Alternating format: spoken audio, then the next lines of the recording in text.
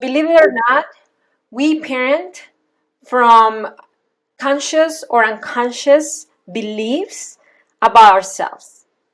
And we transfer those beliefs about ourselves to our parenting and eventually to our children. Hello, Cycle Breaker. Welcome to another episode of the Parenting with Understanding podcast. Today, we have a coaching session. This is part one of our coaching session with Crystal. She has a 3.5-year-old boy and a 4-month baby, and she's dealing with bedtime struggles. Her son keeps waking up in the middle of the night, going to her bed, not wanting to get out of her bed, wanting to co-sleep, and then for her it is not possible because she feeds the baby all night. The baby keeps the toddler up, and then the day behavior is it's hard because everybody's tired, including the toddler, and she feels exhausted. So if you want to stay and to hear how I coach this mom so she goes from feeling exhausted to feeling capable and enjoying her parenting again and solving her bedtime struggle with her toddler, then stay for this episode. This is part one. Next Tuesday, you're going to get part two. Before we go there is open registration for our first free masterclass of the year. I changed my masterclass. So last year was a different topic. This year it's named Going from Frustration to Peace and Cooperation. If you feel that I'm frustrated, that I'm at the end of my rope, that I feel I'm running on empty all day and my kids keep running the show or they try to run the show and I want to do this gentle parenting thing, but it feels like as much as I try, nothing clicks and it does not work for my family, I highly encourage you to register for my free class because I'm going to show you 5 shifts. If you start doing them right now, you start seeing results towards cooperation and peace and connection in your family. So to register for this class, all you have to do is go to the link in the description of this podcast episode, give us your best email so we can send you the Zoom link, and we will see you in our free class. And yeah, let's go with Crystal. Hi, Crystal. Good morning. Hi. How are you? Thank you for accepting our invitation to come to our Parenting with Understanding podcast. I'm doing well. Thank you very much for the opportunity. Okay, so for the listeners, we are going to do a coaching session with Crystal. She's going to tell us in a little bit her kids' ages, the desires and struggles that she's been having. And then we're going to have a fun session. This is part one. So next week, you are going to see part two. So yeah, we're going to dive right in. So tell me, what pulled you to accept this invitation for the coaching session? Tell me more about your family, your kids, if you have a spouse, your desires and struggles. I have a husband. We're married, and we have a 3.5-year-old. He's a little over 3.5-year-old toddler boy, and a 4-month-old baby boy. And my toddler has always been what I feel is a very big feeling, spirited little human.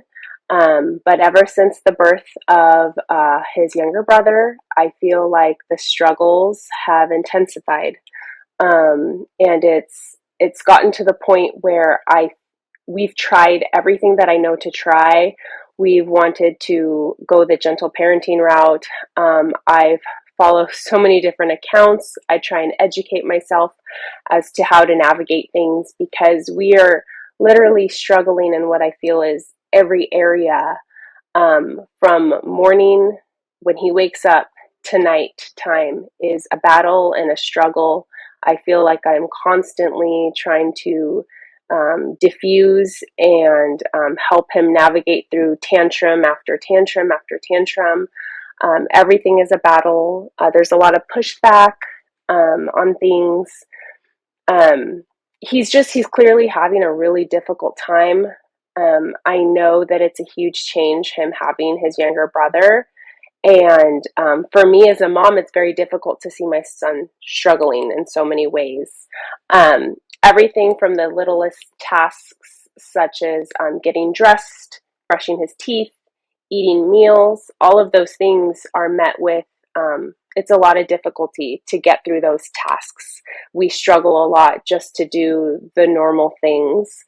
Um, and he loves his baby brother very much, but it's just, I don't know how to navigate through helping him with this transition, because I feel like ever since his little brother came into the picture, my little boy has he's just, I've seen sides of him that I've never really seen, and the feelings have gotten bigger and more intense, and I don't really know how to help him navigate through them. And he spends so much of the day crying and being upset and whining and being what seems like unhappy.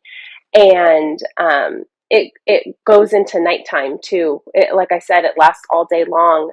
And the littlest thing can set him off, or it can be, I don't even know what sets him off. All of a sudden, he'll just get upset and start throwing a tantrum and start screaming and shrieking and yelling and kicking and throwing things.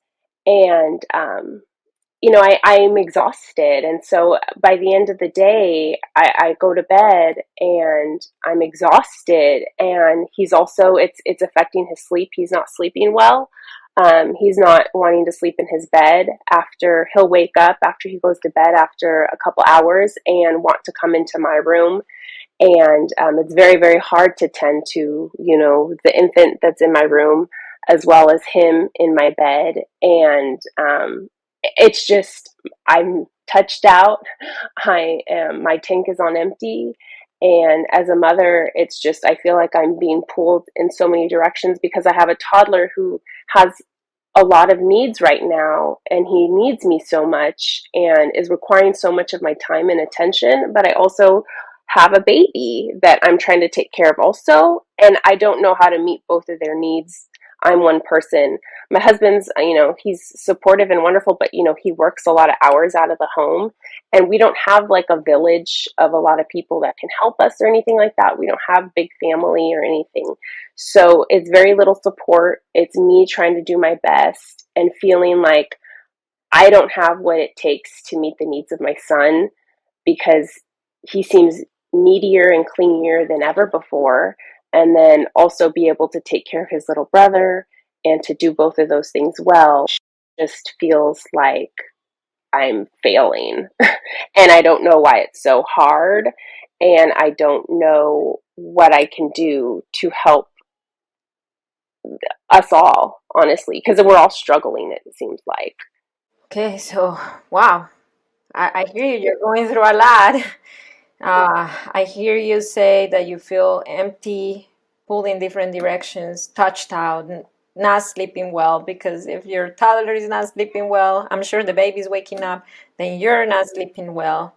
I hear you say that you have a 3.5-year-old boy and a 4-month-old baby, that he's always had, your toddler, he's always had this, he's always been this spirited child with big feelings, and they kind of intensified since the birth of his baby brother. That it's not just the night behavior, but it's pretty much all day whining, crying, tantrums, defiance for every single thing, even like things that are routine, like hygiene, brushing teeth, getting out the door, all those things. How do you feel right now? Um, I honestly just feel overwhelmed, you know? Yeah. A lot of the times I feel very overwhelmed. And right now, as you speak with me, hearing me say back to you all the things that you said, how do you feel? I want to feel like hopeful that things can improve, but it's just really difficult because I don't know what I'm missing. I don't know what I'm doing wrong. I feel like I've tried everything, you know? I feel like it's like I try to distract, I try with distraction. I try with um, trying to help him with his feelings. I try to give him one-on-one connection so that I'm meeting his needs. I try to, make sure I'm being intentional with him. I try to, do everything that I can do, be patient, be supportive. We've tried to limit screen time. We try all of the ideas that you hear, all of the suggestions that are made for behavior like this, for situations like this, and like nothing works. I just feel like I'm constantly like trying to put out fires throughout the day, just chasing him around, like just trying to put out fires constantly. And it's like I'm trying to put out a fire with a little tiny bucket that's not doing anything. Okay, so you feel like you're trying to put out fires, that you've tried everything that you could read on the internet, on TikToks, on Reels, on books, and nothing seems like to be working. I hear you. So we have a coaching session. If we were to put a clear intention that we say, by the end of the time with Marcela, I got what I'm looking for, I got what I needed. What would you say the intention for the session would be? For you to, I want to. I want to be able to feel capable again as a mother. I want to be able to um, enjoy the get, because I'm so thankful. I love being a mother. It's my favorite thing, but it's just been something that's so draining, and I want to be able to have I don't want to be running on empty. I want to be able to feel like I am doing a good job, and that my boys are enjoying, you know, me, and I'm enjoying them, and like we are enjoying our time together. I'm not expecting perfection. I know that, motherhood is hard and like raising kids is hard. I get that. But it's just become such a struggle that it's not enjoyable anymore. He seems like he's miserable all day long, and I'm miserable too, and I don't want that. I want to feel connected to him again. I want um, us to just enjoy our relationship, as parent and child, mother and son. Okay, so if we were to phrase that into an intention, okay, so what about if we say you want to gain clarity on what's going on inside of you, that right now you're feeling, how you say, you feel drained, you're feeling empty, touched out, you feel that you've tried everything, that you're not capable, you said that, and you want to gain clarity of what's happening inside of you, and to so you get to the place of feeling capable. Is that what I'm hearing you say your intention is, or is something else? Yeah, no, I want to feel capable. I want to feel like I'm doing a good job as a mom, and I want to feel like we are, um, that I just would like there to be, for it to be smoother so we can enjoy it more, because it feels like everything's such a battle. It's such a struggle. I would like there to be more enjoyable. I mean, I would like to be able to, yeah, I would like for us to have a relationship in which, I'm able to meet his needs, and he feels, you know, um, safe, and like he feels um, like he doesn't feel like he has to spend, all day crying and whining and, doing all these things, like that. He doesn't feel like I'm here for him, but it's almost like he's so needy that like nothing I do is enough, and I don't want him to feel that way, and I don't want to feel that way either. I don't know how to explain it. I'm not sure if that's You want to feel enough. Yeah, I want to feel enough. Okay. Yeah, for sure. I absolutely feel that we can move forward towards that goal. Little disclaimer here. With our own clients, sometimes this process takes several coaching sessions. So I don't expect you to go from like, I'm so drained, I'm all this, to wow, I feel fully capable, and then I'm going to magically, just from this coaching session, get the full transformation. But the idea is that you have the clarity of how to move towards that from now on, and hopefully, maybe in the future, you can join us in our coaching program, so you can go through the entire all the steps and all the weeks that we go through in our Transform Parent coaching program, which is 14 weeks. Okay, so let's pick one situation, and we move from there. Out of all the things, let's pick one situation during that day that you would say, like, I want to process this and I want to gain more clarity and understanding. And yeah, this is what keeps, like, this is what it is. I want to process this situation. So what would it be? Let's go from the specific to the general. So like one specific like tantrum. Yes. So if you were to choose one situation that's happening with your son, let's just say feeding time or bedtime, or like what would it be, or hygiene time. We want to go specific and move from there. Honestly, probably the biggest struggle is the bedtime because he's he's at almost 4 years old. His sleep is worse than it's ever ever been. Like last night, for example, I put him down at 7 p.m. and at 8:30 he wakes up crying and wants to come into my room, and I'm caught in that struggle because I'm like, well, I don't want to just say, no, you can't come in my room. And then he feels, even more displaced by his younger brother because he's like, well, the baby gets to be in there with mom, but I don't get to. I'm being replaced, or she prefers the baby over me. But it's hard at the same time because he comes into my room and he comes into my bed, and I feel like I'm not holding any boundaries at the same time.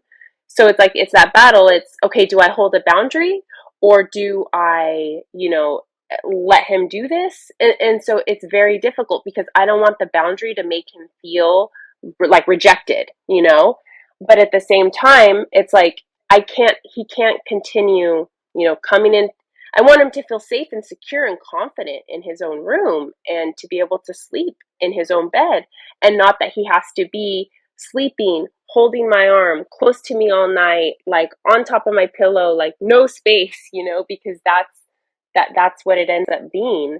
And I'm not even able to like get up to go to the bathroom. He'll freak out and be like, mom, where are you going, and it's like he has no confidence um in being without me. Like his need is just intensified. And then again, like I said, I'm just with him all night, so I don't get any break. And so in the morning, I start off the day with like no patience because I'm like, you've been in my bed all night, and like here we are, we have a long day ahead of us, and I don't have any patience because I'm already touched out for the day, and we just started. If all night he was touching your hair and touching your nose and pushing you, and then on top of that you had to feed the baby, I imagine how exhausted that might feel. I'm wondering about something. When you are about, like, when you're getting him ready for bedtime, in your head, are you expecting, like, oh, like, I'm gonna put him down and I know he's going to wake up? Like, are you kind of expecting that he's going to do that? I honestly, every night, I I hope that like I'm like, maybe this is the night, that he will like sleep, and then it's like I try to like tell him like, you're safe here, like you can do this, like I love you, like I'm here for you if you need me. But like I do try to be hopeful, I really really do. But it's like every night when he wakes up, I'm just like, oh my goodness, like it's, I'm not surprised when he wakes up because he does it, but like I don't expect him to wake up. I always hope that like one day he'll just start to sleep. So you're saying that you try to be hopeful. Yeah. That trying, does that trying come from the head? Like, logically, I want to believe that he's not gonna wake up, or is that your body feels completely relaxed? Of like, I know he's gonna be in bed. He's not gonna wake up. Like, is it in your head, in your logic, or is it with your whole nervous system that you? It's probably more my head. It's probably more my head because, like I said, I'm just used to it by now. I used to be more hopeful, but like as has gone on and it's continued this pattern, it gets harder and harder and harder because this becomes the norm. So when you put him in bed, and then an hour later, 2 hours later, at 8 p.m., he comes to your room. What is going on for you in your body? How do you feel? I get stressed out. And I get very like at that point I start to get like frustrated. Like on the inside I start to feel frustrated that he's up. I start to feel a little bit resentful that he doesn't sleep. I see you touching your chest. Yeah. Is that where you feel the frustration in your chest? Yeah. Like I start to get kind of tense, like all over.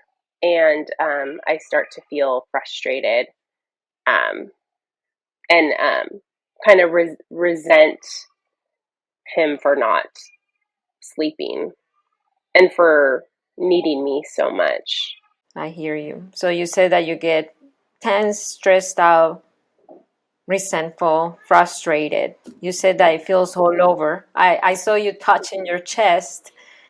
If you were to choose or to pick where it feels in your body, where would you think that feels?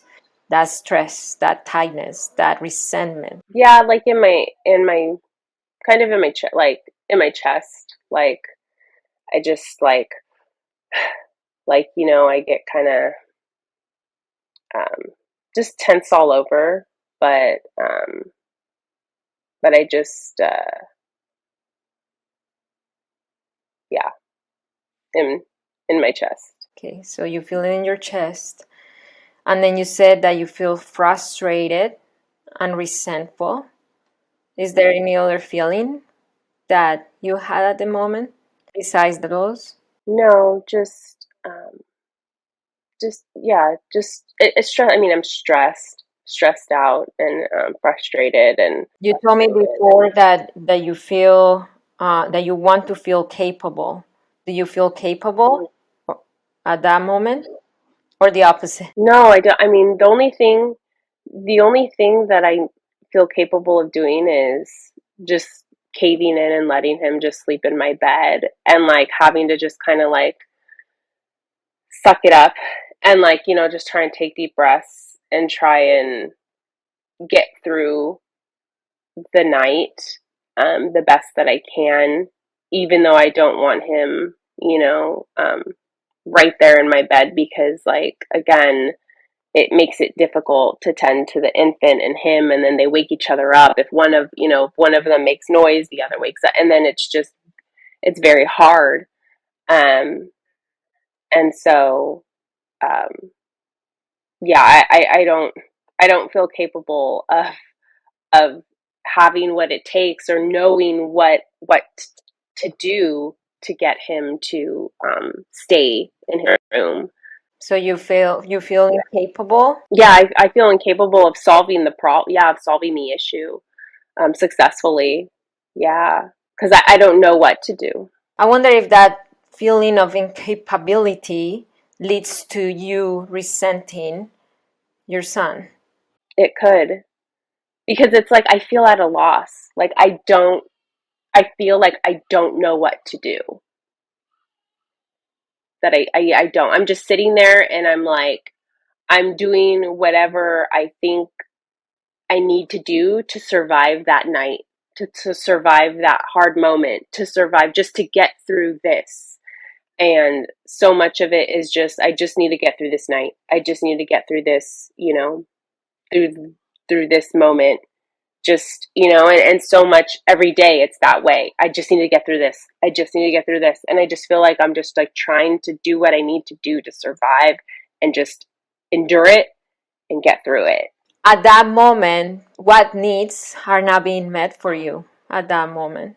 When you feel stressed out, frustrated, the tightness in your chest, incapable, frustrated, tense, what needs are not being met for you at that moment? Um, the need for just space, a little break, I for just my own like mental health and like sanity, like it's hard. Yeah, it's hard to be um to be with, to be needed by him so much. Does your husband help you during that time? It's really difficult because my son prefers me. Like, he's always been closer to me, and so he wants like nothing to do with my husband. And my husband does work nights, and he'll come home late. Sometimes he works at night. Um, but even when my husband is home, it's very difficult because my son he wants nothing to do with my husband, and so it's like I feel like it just makes it worse. And so for us to be able to like, get through it with the least amount of tears, and to be able to calm him down, and I'm the one that has to deal with it. Okay. Does your husband try to take the lead sometimes? Sometimes he will, but it just like it will like just escalate things, and my son wants like he just he just wants nothing to do with it. He's like, I want mama, I want mama, I want mama, just, and cries and cries and cries. And so we just give into that. Okay, I hear you. So you need space. You already said that you need to feel capable. That's the need for power. You need to feel that you have the skill to help your son through that moment. And then you may need support, but you're not getting the support for X or Y reason. So when you were growing up, how did your parents respond to your needs, to your emotional needs? I think I'm kind of like, it's a common thing, I feel like, in our generation, is we try to be like the cycle breakers. And I feel like that's what I've been trying to do with my son, is respond to his needs differently than I was responded to. When I was growing up, I was not really allowed to have like, tantrums were seen as like, oh, you're being defiant, you're not listening, you're disobeying. Like, I wasn't allowed to like throw a fit, or to like, if I was a toddler, I wasn't allowed to like scream and cry and, express myself however which way. I wasn't allowed to do those things. Like, I had to really like keep it together. I was going to get in trouble. So it was, so with my son, I try to do the opposite. I try to meet those needs, because with me, those emotional needs weren't really like accepted. I was just, they were more like punished, and so they weren't allowed. And so I didn't want to do the same thing to my son. So I feel like in some ways, maybe it's hard because I see the way he acts, and I'm like, oh my gosh, if I would have been this way when I was little, like, I couldn't even imagine being that way, because there's no way it would fly ever. Like, I would never be able to act this way. But at the same time, I want to be able to help him navigate through those things in a healthy way. Unlike with me, like, I want to be able to support him the way I wasn't supported. So I hear you say that when you were growing up, your parents met your emotional needs with not meeting your emotional needs. You have to shove it down. You have to put yourself together to fix it on your own. You were not allowed to show big emotions. So, how did that make you feel at that time? I felt like I always had to have it together, even really little. Like I felt like if like I never wanted to be a burden or to,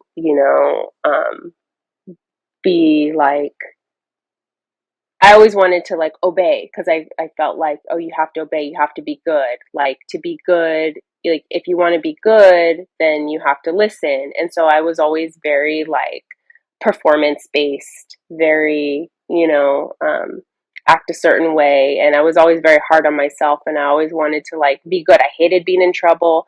I was very sensitive. Like even if my parents would raise their voices at me, I could cry. Like I was always very sensitive. So I never wanted to get in trouble. So the reason why I'm asking you all these questions is because I'm trying to gain a clear picture of your parenting pattern. So believe it or not, we parent from conscious or unconscious beliefs about ourselves. And we transfer those beliefs about ourselves to our parenting and eventually to our children. So that's why I'm asking you all these questions. So when you say that growing up, you felt like you have to have it together, that's not a feeling. Feeling that you have to have it together is not a feeling, it's a belief. It's a belief. You were believing that you had to have it together. And then from that belief, you tried really, really hard to not be a burden, to be good. And growing up for you to be good was not to express what we call quote unquote negative big emotions. So happiness was allowed, big emotions, positive big emotions were allowed. But the minute that negative, quote unquote, negative big emotions were happening, then they were not allowed. Therefore, you try hard to look good or to be good. Do you see how that transfers to your parenting right now? So you said that you were trying really hard to always having it together. You were trying really hard to fixing the negative big emotions. You were always perform based, trying everything that you could to be in quote unquote good because you're already good, but to feel good, to feel that you're a good person. And you were very hard on yourself. Yeah. In the very beginning of our coaching session, you said the same thing that you try everything to fix, to put out fires, which it translates to fix the emotions. I wonder if that belief of I have to have it together, I have to read more parenting books, I have to educate myself, comes from that limiting belief of I have to have it together, I need to perform. You said as well that I don't feel good enough to feel good enough, which that's a belief too. Feeling not good enough is not a feeling, it's a belief. You are believing you are not good enough. You are believing you don't have it together. Are you a perfectionist or like do you struggle with perfectionism? I've always struggled. I'm the oldest child. I'm the only girl. I was always like the responsible one. I've always been very like performance based. I always want to do really well. I don't like getting in trouble. I don't like messing up, making mistakes. Um, I'm very like even just in everything that I do, like, and I like my clean house. I like everything to be orderly and structured. I'm very much that way. Okay. So, and you're transferring that to your parenting. So when your son wakes up after 2 hours, and then he wakes up, and then you are with this narrative of, I'm not good enough, and I need to prove I'm good enough by putting out this fire again. I need to have it together. I need to prove that I'm a good mother by having it together. When your son shows up in your room, what does it say about you as a mother? I just, in those times, I really question. I'm like, are we in this situation? Are we having, are, are we struggling with sleep the way we are? Are we struggling with, and it could be whether it's sleep in the middle of the night or anything. I'm like, are we here because of something I did? Like, did I mess up somewhere as a mom? Like, did I make him this way? Like, was the way, did I make him a bad sleeper? Like, did I um cause, was the way I've been raising him, has it contributed to this? Is that why we're here right now? Like, is that why we're struggling so bad with this? Like, what did I do? Like, where did I go wrong? So it is my fault. Has it been something that you've been thinking about yourself throughout your life? That things that happen are your fault? Sometimes, yeah. I mean, it's hard to not to wonder, if I was the one, that, like, is it something I did? Like, did this happen because of something I did? Like, if something goes wrong or if something bad happens, like, is this a consequence of, like, what I did? Or did I mess up and this is why I'm in this situation?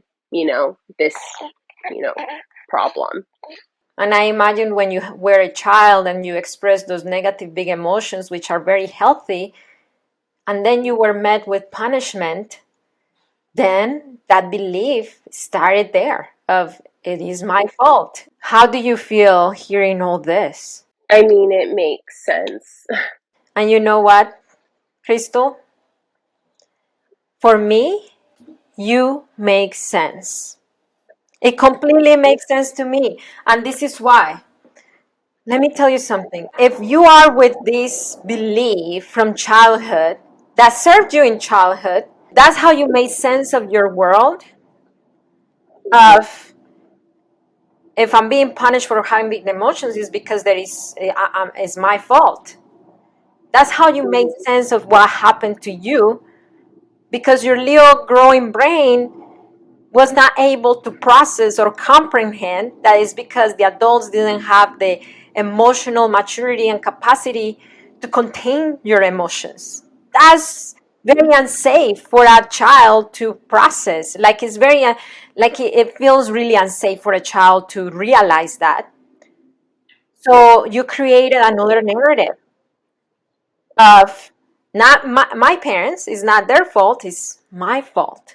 And then you grew up with that belief about yourself, that it is my fault, that I need to keep it together, and if I don't have it together, then it is my fault.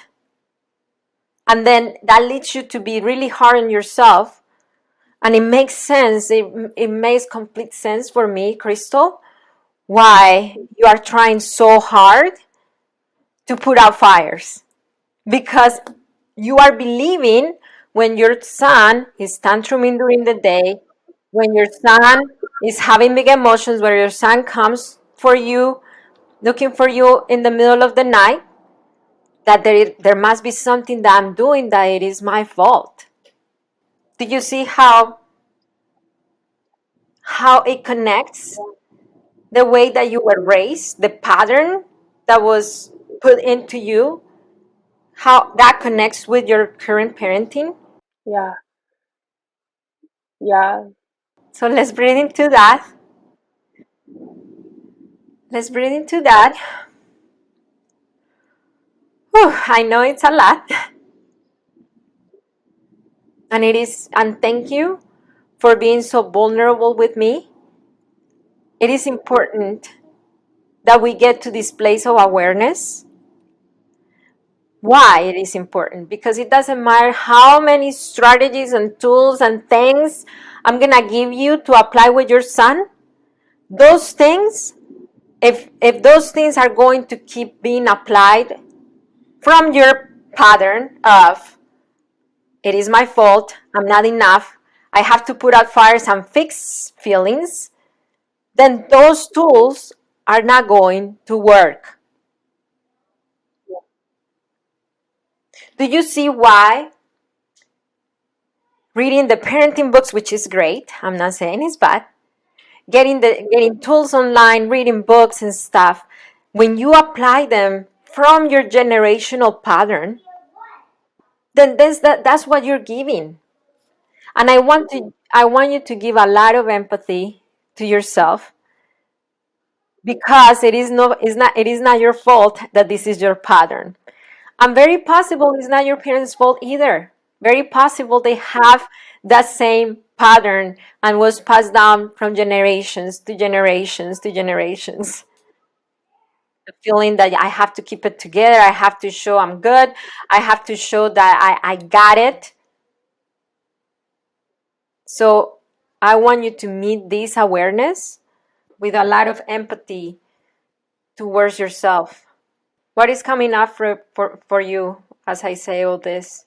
No, it just it makes a lot of sense because if I'm being honest, like those thoughts just run in my head all day long. Like anytime, like when we're struggling with a tantrum or at a difficult night or whatever it is that we're struggling with, um, it's like I try all these things, but it's like at the end of the day, like when I just sit there and I reflect and I'm like why is this so hard? Like why is he struggling? Like what am I not doing? Like where did I go wrong? Like did I make him this way? Like what is it that, and those are the thoughts that just go through my head. And it comes from the core belief of it is my fault. I'm not good enough. I need to keep it together to show I'm good.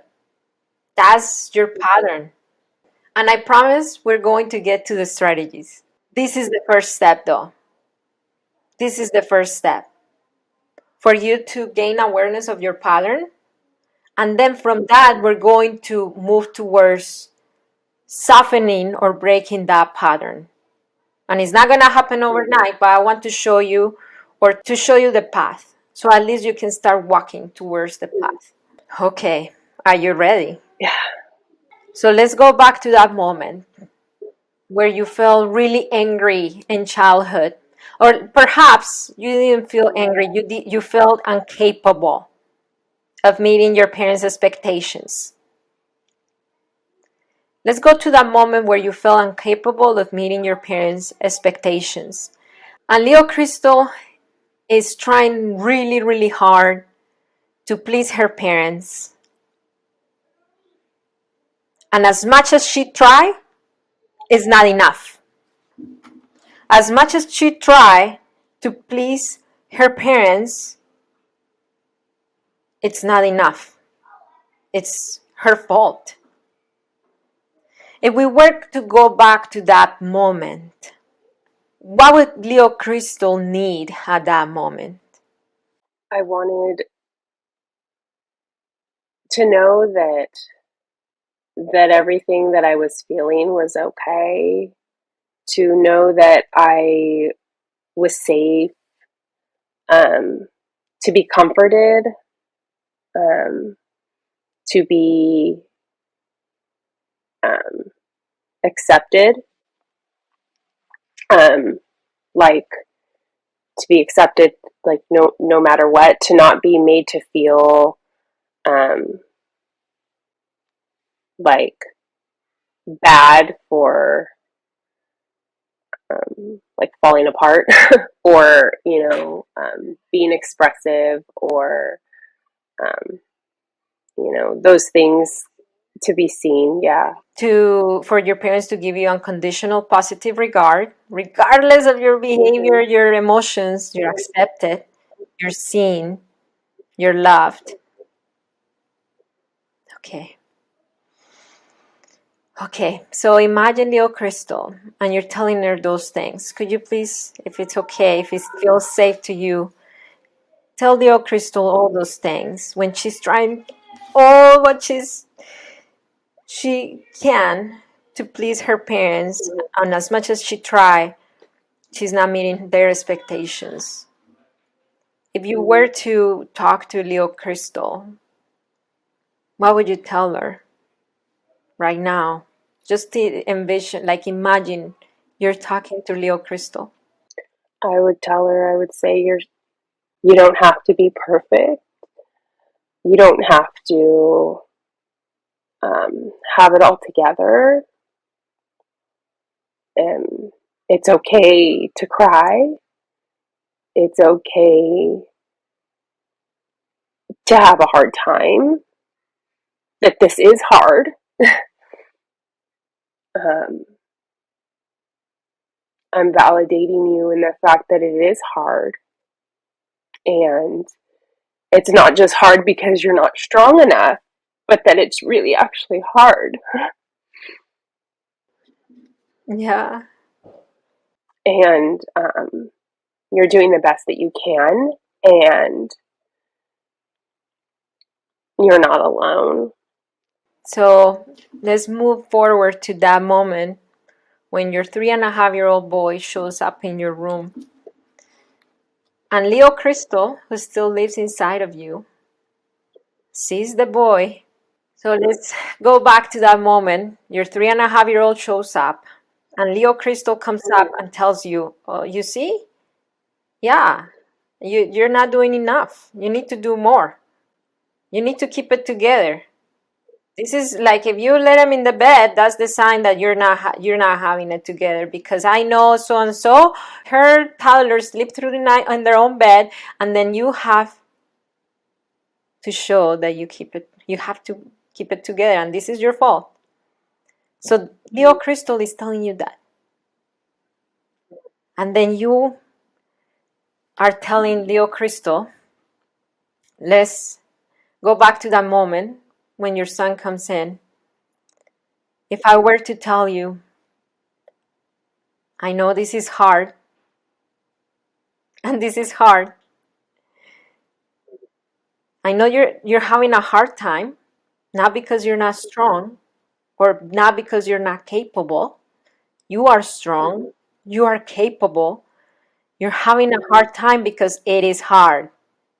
You are accepted and loved, and you don't have to prove anything to be enough because you are enough. It is not your fault. You are safe. Does this sound true to you? If not, it's okay. We are where we are.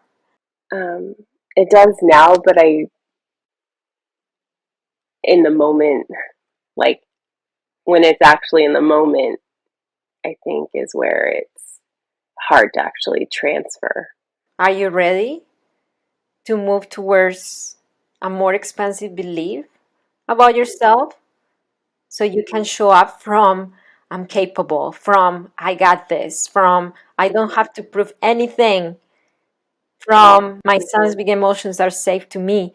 I don't have to put out fires because there are no fires to put out. My son's emotions are not to be fixed.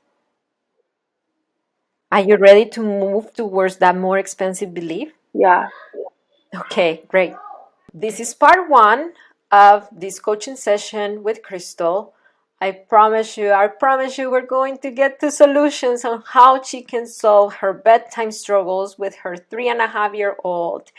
Those solutions are going to be in part two of this coaching session. So I encourage you to come back next week for part two. If you found valuable this episode, I encourage you to leave us a review. Let us know how it has helped you in your parenting. if you are one of our customers, one of HIC Parenting's customers, meaning that you have our coaching program or any other of our products, I highly encourage you to join our private Facebook group. It's called HIC Cycle Break Private Facebook group. Over there, we have an exclusive private community of cycle breakers, all of them committed to break this cycle and go from frustration to cooperation and peace. Remember to register for my free class where you're going to learn 5 shifts to start doing right now that are going to take you from frustration to peace and cooperation. And at the end of the class, if you want to dive deep and ask one member of my team to help you get crystal clear on what your parenting struggles and desires are and the plan to move forward, then at the end of that free masterclass, we will provide the opportunity for you to schedule a call with a member of my team. So open the description of this podcast episode and register.